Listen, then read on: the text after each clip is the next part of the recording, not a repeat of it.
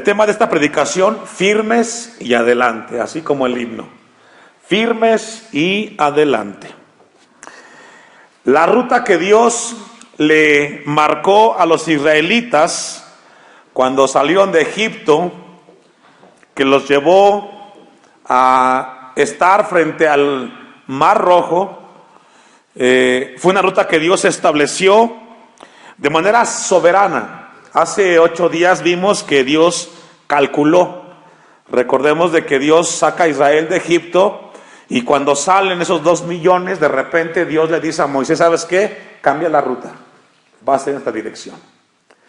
Y esto nos enseña, hermanos, que los pensamientos de Dios no son nuestros pensamientos, y que los caminos de Dios no son nuestros caminos.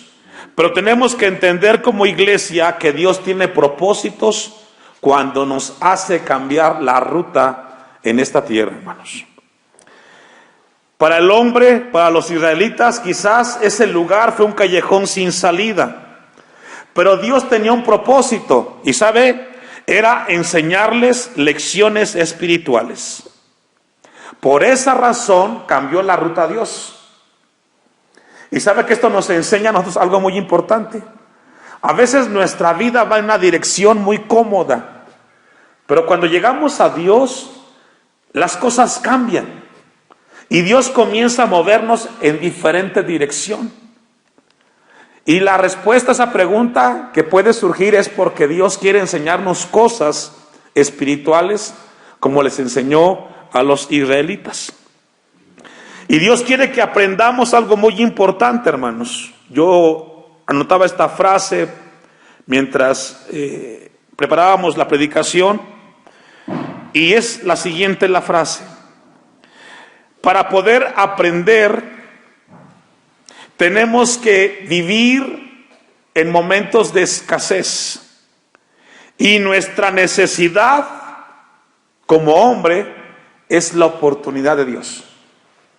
Las necesidades de los hombres son las oportunidades de Dios. Nunca Dios se manifiesta de una manera más clara y poderosa que cuando el hombre se encuentra en problemas. Nunca Dios se deja ver de una manera tan palpable, y el único lugar donde podemos verlo así es cuando el hombre se encuentra en un callejón sin salida.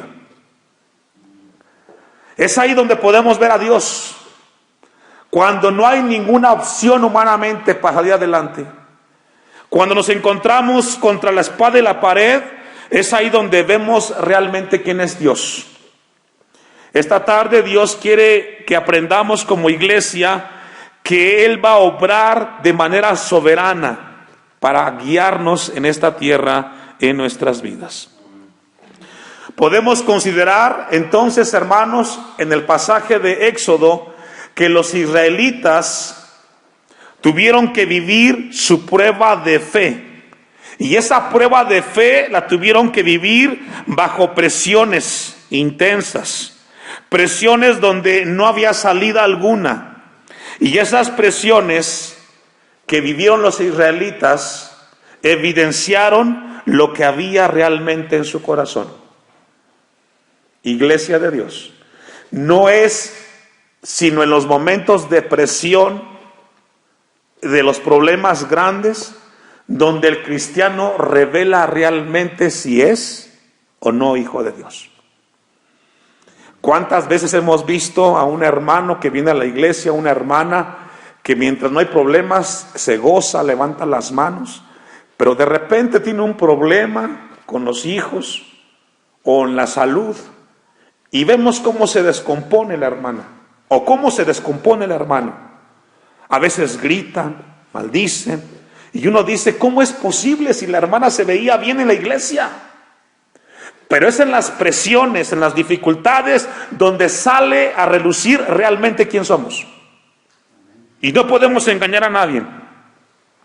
No lo busque, pero dice el Salmo 7:9: fenezca ahora la maldad de los inicuos, mas establece tú al justo, porque el Dios justo prueba la mente y el corazón. ¿Sabe por qué Dios llevó a Israel a ese lugar? Para que se diera cuenta el pueblo qué había en sus corazones. Y esto nos enseña a nosotros, hermanos, que los cristianos seremos llevados a situaciones de diferentes tipos para que nuestro corazón sea probado. Y de esa manera mostrarnos a nosotros quién somos delante de Dios. Porque obviamente Dios sabe quién es usted. Dios sabe qué tipo de persona es usted. El que no sabe es usted. Y por eso Dios a veces nos lleva a pruebas difíciles. Y ahí para que nos demos cuenta quién realmente somos nosotros. La respuesta que muchas veces algunas personas se preguntan, bueno, si Dios ya sabe que yo tengo el temperamento, ¿para qué me pone gente así? Si Dios ya sabe que soy muy colérico, muy enojón, muy esto, ¿por qué Dios permite esto? ¿Sabe por qué, hermano? Porque Dios quiere que seamos honestos con nosotros mismos. ¿Qué tipo de personas somos? Para que el hombre pueda revisar qué hay en su corazón y se examine a sí mismo. Es en los problemas donde el hombre puede revisarse de manera exhaustiva en su corazón, hermano. Cuando llegamos a un hospital, ahí nos damos cuenta de que estamos hechos. En quién confiamos y en quién no. Hay 3 preguntas que los israelitas se hicieron cuando se vieron arrinconados en ese callejón sin salida. Y esas 3 preguntas que ellos se hicieron revelaron la perversidad de su corazón y realmente quién eran frente a Dios. Cuando fueron libertados los israelitas de Egipto y fueron llevados hacia la tierra de Canaán, en ese recorrido Dios quería que se dieran cuenta quién realmente eran ellos. Y es aquí donde nosotros los cristianos tenemos que aprender de parte de Dios. En el momento que fuimos alcanzados por Dios y nos dirigimos hacia la tierra prometida, que es la vida eterna, seremos probados a través de las situaciones para que mostremos qué hay en nuestro corazón. ¿Se recuerda la mujer de Lot? En Sodoma y Gomorra. Dios la saca de ahí con Lot, pero no pudo aguantar la tentación y volteó hacia atrás. ¿Sabe que para los israelitas, cuando fueron llevados a ese lugar, lo primero que evidenciaron en su corazón es de que fueron libertados físicamente de la esclavitud de Egipto, pero Egipto vivía en sus corazones? Y esto es triste, porque muchos cristianos, Dios los sacó del mundo, pero el mundo está en el corazón de muchos cristianos. Con eso en mente, vamos a ir a Éxodo 14.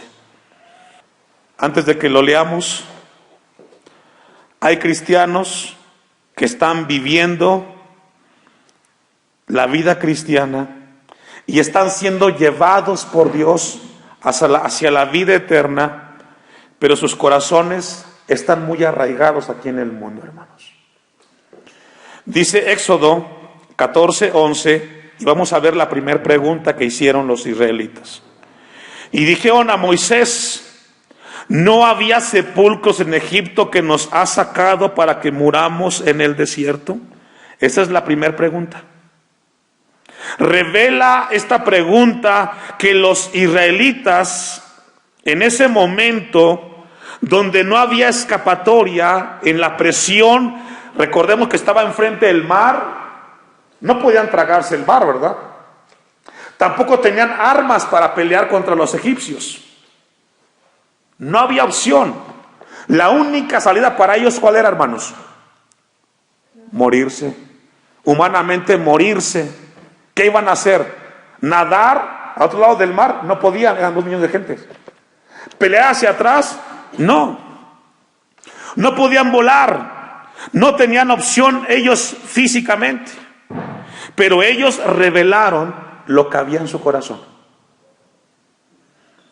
Segunda a los Corintios 1:8, hermanos. Ellos revelaron que no había oportunidad alguna para escapar. Por eso le dijeron a Moisés: ¿no había sepulcros en Egipto que nos ha sacado para que muramos en el desierto?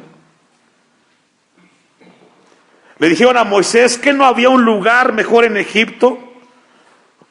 Allá por lo menos, Moisés, había cementerios. Podíamos tener un sepelio en orden, pero aquí en el desierto, para que nos coman las aves, es inconcebible.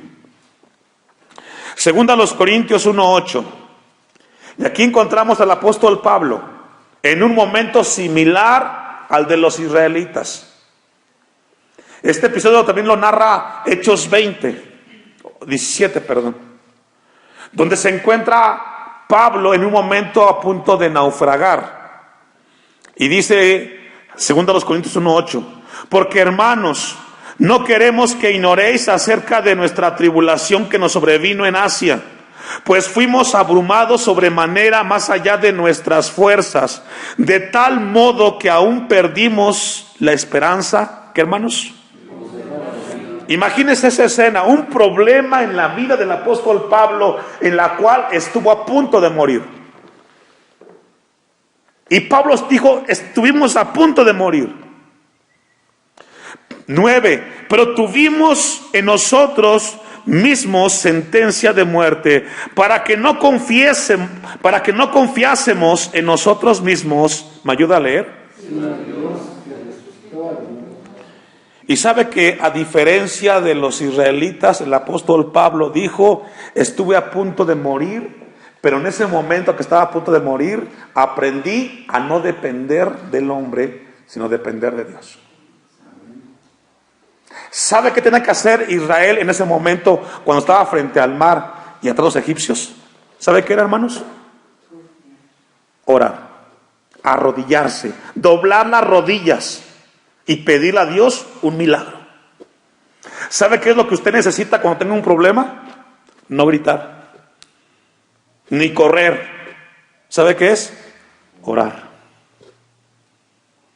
En los problemas de la vida donde nos sentimos acorralados, no es decirle a Dios, está mejor en el mundo. ¿Para qué soy cristiano? Solo tengo problemas y dificultades. Cuando estés así, hermano, lo que tienes que hacer es orar. Haz un milagro, Señor. No tengo escapatoria. Yo sé quizás lo que tengo de enfermedad no puede escaparme. Pero si tú quieres, tú puedes sanarme. Pero tuvimos en nosotros mismos sentencia de muerte. Es decir, humanamente Pablo dice, estábamos condenados a morir. Para que no confiésemos en nosotros mismos, sino en Dios que resucita a los muertos, el cual nos libró y nos libra, y en quien esperamos que aún nos librará de tan grande muerte. Aquí está un hombre de Dios, contra presión, a punto de morir, pero hizo lo que tiene que hacer todo cristiano: confiar en Dios, orar y buscar de Dios. Pablo fue llevado a vivir una tribulación muy grande en su vida. Estuvo a punto de naufragar en un callejón sin salida. No había escapatoria. Pero el pasaje dice, no confiaremos en nosotros, confiaremos en Dios que resucita a los muertos. Encontramos a los israelitas que en ese momento difícil prefirieron mejor Egipto. Y sabe que hay mucha gente así, hermano, que ahora en la vida cristiana, quizás no lo dicen, pero lo piensan, estábamos mejor en el mundo. No sé para qué Dios me trajo a este lugar. Problema tras problema, prueba tras prueba.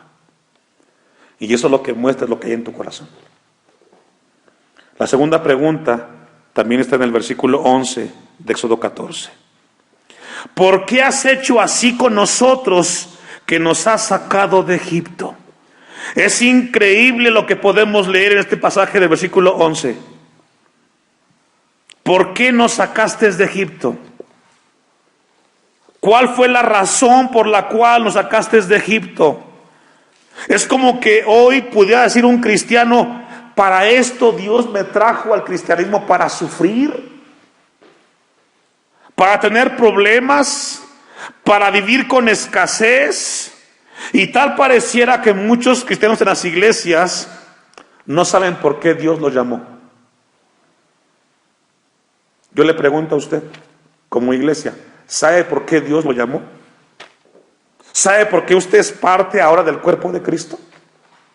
¿Sí sabe? ¿Podemos saber por qué fuimos rescatados del mundo y ser parte de una iglesia? Porque si no sabe, hermano, estará como Israel. Pregunta tras pregunta.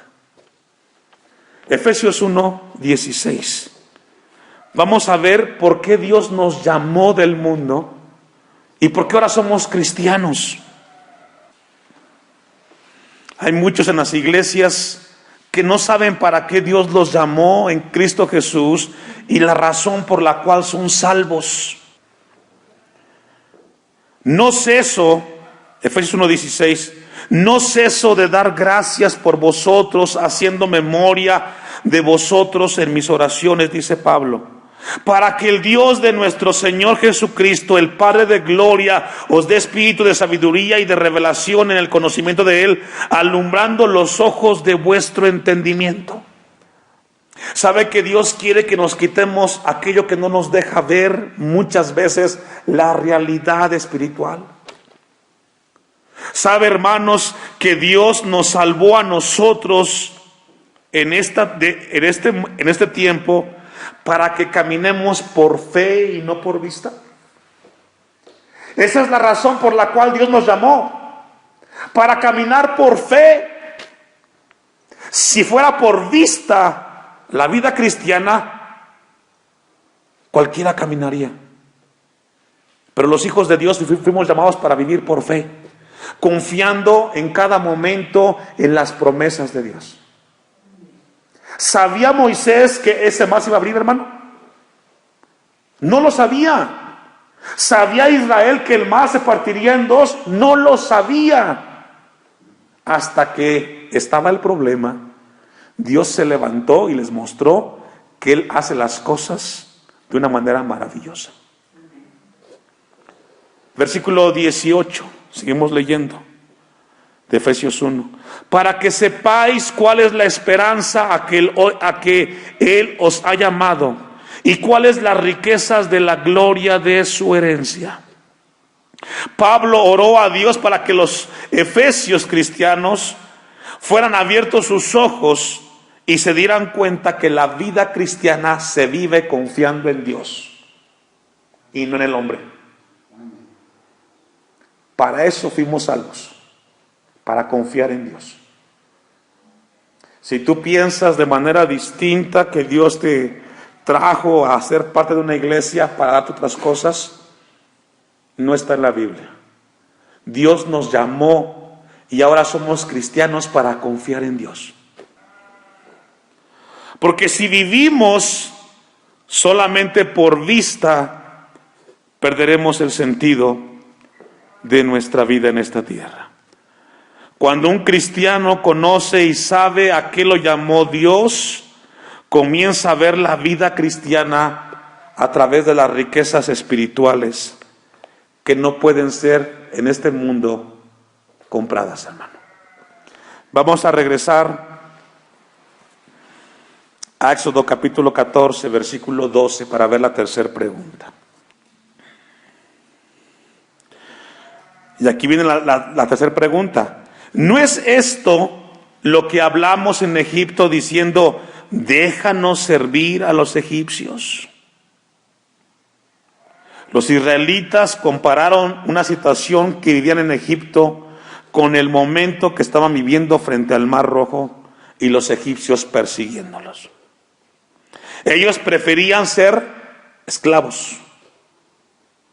Ellos preferían seguir siendo esclavos. ¿No es esto lo que hablamos en Egipto diciendo, déjanos servir a los egipcios? ¿Sabe, hermano, que esto es triste para escucharlo en algunos cristianos? Estaba mejor allá en el pecado, hundido. ¿Sabe que en la prueba que ellos vivieron, pudieron darse cuenta qué tipo de gente era? Los cristianos nos daremos cuenta realmente quién somos en el momento que seamos probados por Dios. Primera de Juan 5:4. Primera carta de Juan, capítulo 5, versículo 4. Porque todo lo que es nacido de Dios vence al mundo. Y esta es la victoria que ha vencido al mundo. ¿Qué, hermanos? Nuestra fe. Esto es lo que vence al mundo. En lo que hemos confiado, en lo que hemos creído. Eso es lo que nos hace diferentes a los demás. Este tiempo aquí en la iglesia no es tiempo perdido, es un tiempo bien invertido. Porque Dios nos recuerda lo que somos para Él. Y Dios nos recuerda cómo Él nos va guiando. Esto es lo que ha vencido al mundo, nuestra fe. Todo aquel que es nacido de Dios, no importa qué tan arrinconado esté en el problema, no importa qué tan grande sea su aflicción, Él sabe que va a vencer en el nombre de Jesús. No importa qué tan fuerte sea la situación, el que nace de Dios, confía en Dios, ora a Dios y espera en Dios. No está esperando que venga las cosas del hombre. No, está esperando en Dios, confía en Dios y está orando a Dios. Esa es la fe que vence al mundo, hermanos. Ahora, frente a estas tres preguntas, Dios les contestó a los israelitas. Versículo 13 de Éxodo 14. Las respuestas que Dios les dio a los israelitas después de esas tres preguntas. Dice Éxodo 14:13. Y Moisés dijo al pueblo: no temáis, estad firmes y ved la salvación que Jehová hará hoy con vosotros. Esas tres preguntas que le hicieron a Dios a través de Moisés, Dios les contestó a los israelitas. Y la primera respuesta que le dio a las preguntas es: no temáis. No temas. Esta frase la encontramos desde Apocalipsis, desde Génesis hasta Apocalipsis, hermanos. Constantemente Dios le dice a su pueblo: no temáis. Génesis 15, versículo 1. Génesis 15, 1. Recién Abraham había terminado una pelea contra los reyes de Sodoma y Gomorra, y ahora Abraham tenía miedo. Tenía congoja que los reyes se fortalecieran y vinieran contra él y lo mataran. Y es así como se escribe Génesis 15, en un momento de miedo que tenía Abraham. ¿Sabe que muchas veces nosotros pasaremos por momentos de miedo? Habrá circunstancias en las cuales nos genere miedo lo que estamos viviendo. Pero Dios le dijo a Abraham en su miedo: después de estas cosas vino la palabra de Jehová a Abraham en visión diciendo: no temas, Abraham, no temas. No temas, Abraham, yo soy tu escudo y tu galardón será sobremanera grande. Constantemente Dios le recuerda a su pueblo, a su iglesia, a que no tengan miedo, hermanos. No tengamos miedo. Puede ser muy grande el momento que vivimos de aflicción, pero Dios quiere que confiemos en Él. Porque el perfecto amor echa fuera, ¿qué, hermanos? El temor. Si usted es nacido de Dios, aún la misma muerte no tiene por qué tenerle miedo.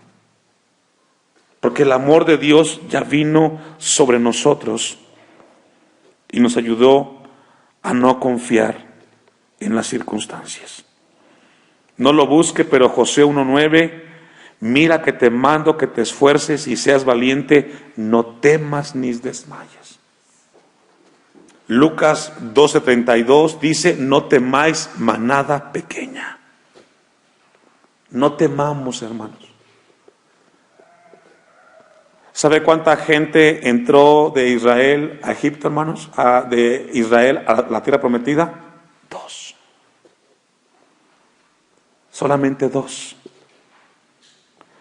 La siguiente frase que Dios le contestó, también se encuentra ahí en Éxodo 14:13.